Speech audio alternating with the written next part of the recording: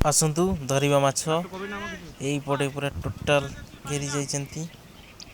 Total ମାଛ ଫୁଲ ହେଇଗଲାଣି। ଏଇ ଦେଖନ୍ତୁ କେତେ ପରିମାଣ ମାଛ। ଏଇ ମାଛ ଧରା ହଉଛି।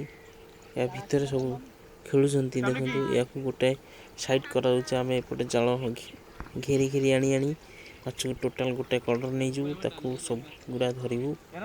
ତାପରେ ଏଇଠି ଦେଖନ୍ତୁ ପିଲା ଜଣେ ତଳେ ଚାପି ଧରିବାକୁ ପଡ଼ିବ। ଆଉ ଏମାନେ ଟାଣୁଛନ୍ତି। ଏମାନେ ଟାଣି ଟାଣି ନେବେ। ଇଏ ତଳେ ଚାପି ଚାପି ନେବେ। ଯେଉଁମାନେ ପାଣି ଭିତରେ ଅଛନ୍ତି ସେମାନେ ପାଣି ଛାଣିକି ନେବେ। ଏଇ ଦେଖନ୍ତୁ ଆଉ ଜଣେ ସେ ଏକା ପାରୁନି ବୋଲି ଆଉ ଜଣେ ଆସିଲେ। ସେ ସେପଟେ ତଳେ ବସି ତାର ପାଣିକୁ ଘୋରେଇ ଘୋରେଇ ଚାଲିଛି। ପୁରା ମାଛ ଗୁଡ଼ା ଡରରେ ସବୁ ଡେଉଁଛନ୍ତି। ଗୋଟାଏ ସାଇଡ଼କୁ ପଳେଇ ଆସିଲାଣି। ମାଛ ପୁରା ଫୁଲ ହେଇଗଲାଣି। ପୁରା ସବୁ ଟୋଟାଲ ପୋଖରୀରୁ ମାଛ ଗୋଟାଏ କଡ଼ରେ ପଳେଇ ଆସିଲେଣି।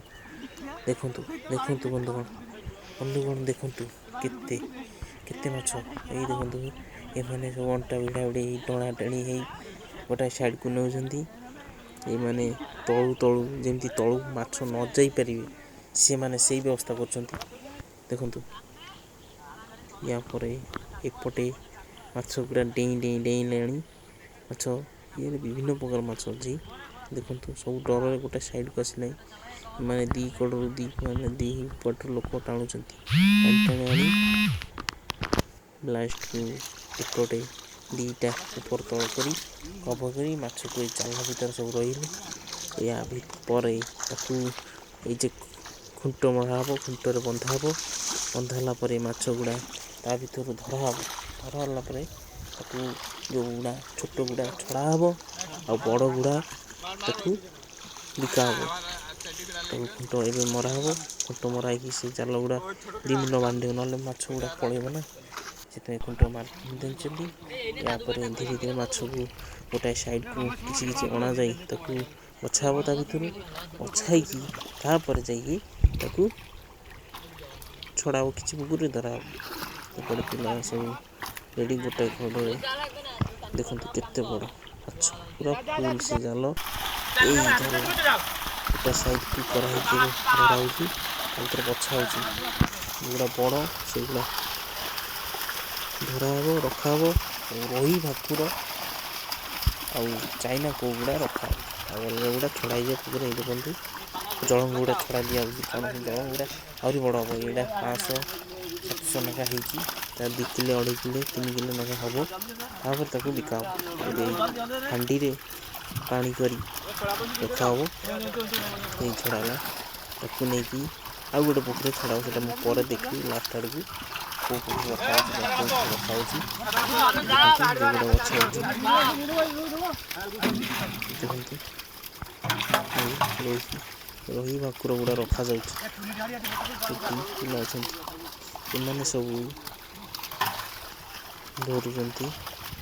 ଯିଏ ଜାଣିଛନ୍ତି ସେମାନେ, ଯିଏ ଜାଣିନାହାନ୍ତି ସେମାନେ ଧରୁନାହାନ୍ତି। ଏମାନେ ସବୁ ସ୍ପଟ୍ ପୁରା।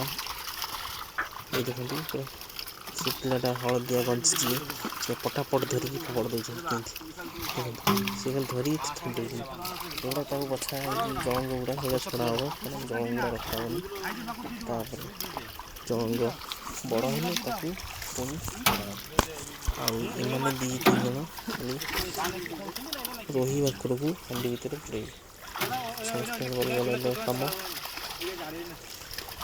ମାଛ ଛାଡ଼ିବା ପାଇଁ ପୁଣି ୟାକୁ ନେଇକି ହାଣ୍ଡି ଟିକେ ଏଗୁଡ଼ା ସବୁ ବଛା ହେଇଗଲେ ହାଣ୍ଡି ନେଇକି ତାକୁ ଅଲଗା ଜାଗାରେ ରଖାହେବ। ତାପରେ ଦେଖନ୍ତୁ କେମିତି ଧରା ହେଲା। ଏଇ ଦେଖନ୍ତୁ କିଆ ମାଛ। ମାଛ ହିଁ ମାଛ। ଭିନ୍ନ ଭିନ୍ନ ପ୍ରକାର ମାଛ। ଦେଖନ୍ତୁ ବନ୍ଧୁ ଭାଇ ଜଳଙ୍ଗ ଓ ଖାଲି ଜଳଙ୍ଗ ହିଁ ଜଳଙ୍ଗ।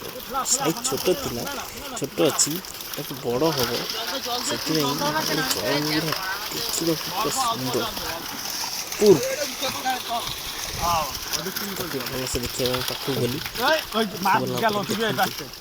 ନାଲି ନାଲି ଦେଖାଯାଉନି ଗୋଲିଆ ଗୋଲିଆ ସେଗୁଡ଼ା ଚାନ୍ଦି ମାଛ କହନ୍ତି। ତାକୁ ବଙ୍ଗାଳୀ ଭାଷାରେ କହନ୍ତି ରୂପଚାନ୍ଦ। ସେ ମାଛ ତାପରେ ଏଇ ସେ ଦେଖନ୍ତୁ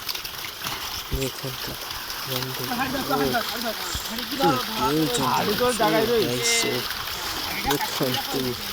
ଓ ଭାଇ ଅପୂର୍ବ ମାଛ ଧରିବା ବଛା ଚାଲିଛି। ଖମର ଡେଉଁଛନ୍ତି ମାଛ କେତେ ଜୋରରେ ଡେଉଁଛନ୍ତି। ତାକୁ ଆରାମସେ ଡେଉଁଛି ଭାଇ, ଆରାମସେ ଭାଇ, ମାଛ ମରିଯିବ ଭାଇ, କିଛି ମରିବ ମାଛ ପୁରା ଜିଅନ୍ତା ମାଛ। ଦେଖନ୍ତୁ ଡେଉଁଛନ୍ତି। ଜଳଙ୍ଗ ହୁଏତ ଆପଣ ମାର୍କେଟରେ ଦେଖିଥିବେ। ମାର୍କେଟରେ ତ ନର୍ମାଲ ମରା ମାଛ ଥାଏ, ମଲା ମାଛ। ଏଇଟା କିନ୍ତୁ ପୁରା ଜିଅନ୍ତା ମାଛ ଆଜ୍ଞା। ଏଇ ମାଛ ବଡ଼ ହେବ 2.5 କିଲୋ 2 କିଲୋ ଏଗୁଡ଼ା ଦେଇକି ବିକ୍ରି ହେବ। ଏଇଟା ବହୁତ ଜାଗାରେ ଯାଏ, ସବୁ ଜାଗାରେ ପ୍ରାୟ କଟକ ଭୁବନେଶ୍ୱର ଏ ମାଛ ଯାଏ। ଏଇଠି ଆମର ଏଠି ଛଡ଼ା ହେଇଛି 30,000 ପିସ୍ ଛଡ଼ା ହେଇଛି ଜଳଙ୍ଗ।